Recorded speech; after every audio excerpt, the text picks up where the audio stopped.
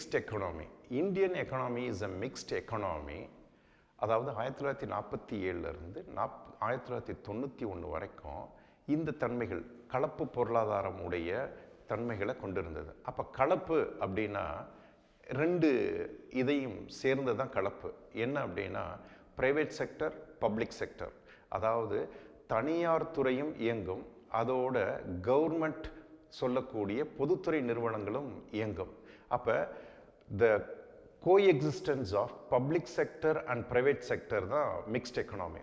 அப்போ ப்ரைவேட் செக்டருடைய டாமினேஷன் எங்கே இருக்கும் அப்படின்னு நம்ம பார்த்தோம்னா, அதாவது கேபிட்டலிஸ்டிக் எக்கனாமி, அதாவது முதலாளித்துவ பொருளாதாரத்தில் டாமினன்ஸ் ஆஃப் ப்ரைவேட் செக்டர். அப்போ அங்கே அதற்கு டாமினன்ஸ் ஆஃப் ப்ரைவேட் செக்டர் இருக்கும்போது அந்த பொருளாதாரத்தை என்னன்னு நம்ம சொல்லுவோம் அப்படின்னா மார்க்கெட் எக்கனாமி, சந்தை பொருளாதாரம். அப்போ சந்தை பொருளாதாரத்தில் எதை பொருள்களுடைய விலை எது நிர்ணயிக்கும் அப்படின்னா சந்தை தான் நிர்ணயிக்கும். அப்போ அவங்க தயாரிக்கக்கூடிய பொருள் எல்லாமே மக்களுடைய தேவைக்கு இல்லை, ஆனால் மார்க்கெட்டில் எது மக்கள் வாங்கக்கூடிய தன்மை இருக்கோ அதை பொறுத்தது. அதாவது the production will be based on market, not on need of the people. அப்போ மக்களுடைய தேவைக்கு ஏற்ற உற்பத்தி பண்ணுறது சோஷியலிஸ்டிக் எக்கனாமி, அதாவது சமதர்ம கோட்பாடை உடைய ஒரு பொருளாதாரம், சோஷியலிஸ்டிக் எக்கனாமி. அப்போ அங்கே டாமினன்ஸ் ஆஃப் பப்ளிக் செக்டர் இருக்கும். அதாவது அரசே எல்லா பொருளையும் உற்பத்தி பண்ணி, அரசே அதனை பகிர்வுத்தன்மையை கொண்டு, அரசே நுகர்வோர் கலாச்சாரத்தை முடிவு பண்ணும். அப்போ இந்த இரு தன்மைகள் கொண்ட dominance of public sector, dominance of private sector, இது ரெண்டையுமே ஒரு கலைந்து கோஎக்ஸிஸ்டன்ஸ், ஒரு தன்மையை கொண்டு இருக்கிறது தான் மிக்ஸ்ட் எக்கனாமி. இது 1947 1991 வரைக்கும் நம்ம பொருளாதாரத்தில் இருந்தது.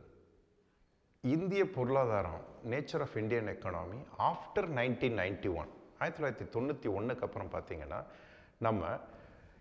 நம்ம பொருளாதாரத்தை உலகத்தில் இருக்கக்கூடிய இணைய பொருளாதாரம் மற்ற பொருளாதாரத்தோடைய இணைக்கக்கூடிய ஒரு வாய்ப்பை நம்ம தேர்ந்தெடுத்தோம். அதாவது குளோபலைசேஷன். அப்போ குளோபலைசேஷன், உலகமயமாக்குதல் அப்படின்னா என்ன அப்படின்னா, அதாவது integrating Indian economy with world economy. அதாவது நம்மளுடைய பொருளாதாரத்தை மற்ற பொருளாதாரத்தோடைய இணைக்கக்கூடிய ஒரு அமைப்பு.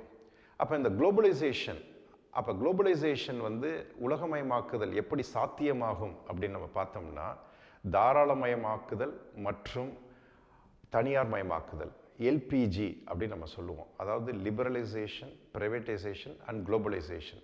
அப்போ குளோபலைசேஷன் எப்படி சாத்தியம் அப்படின்னா, it cannot happen without privatisation. தனியார் மயமாக்குதலும் மற்றும் தாராளமயமாக்குதலும் இல்லாமல் உலகமயமாக்குதல் முடியாது.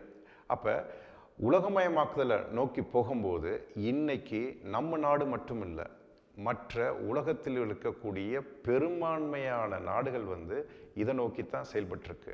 அப்போ இதற்கான பெரிய அமைப்பு முறை என்ன அப்படின்னா உலக வர்த்தக அமைப்பு, வேர்ல்டு ட்ரேட் ஆர்கனைசேஷன். அப்போ வேர்ல்டு ட்ரேட் WTO 1164 உறுப்பினர்கள் இருக்காங்க, இந்தியாவை சேர்த்து. அப்போ இன்னைக்கு இந்தியா மட்டும் இல்லை, உலகத்தில் இருக்கக்கூடிய முதன்மை இல்லை முக்கிய பொருளாதாரம் பெரும்பான்மையான பொருளாதாரம் எல்லாருமே உலகமயமாக்குதலை நோக்கி தான் போய்கிட்டு இருக்கு. அதுக்கு நம்ம விதிவிலக்கு இல்லை.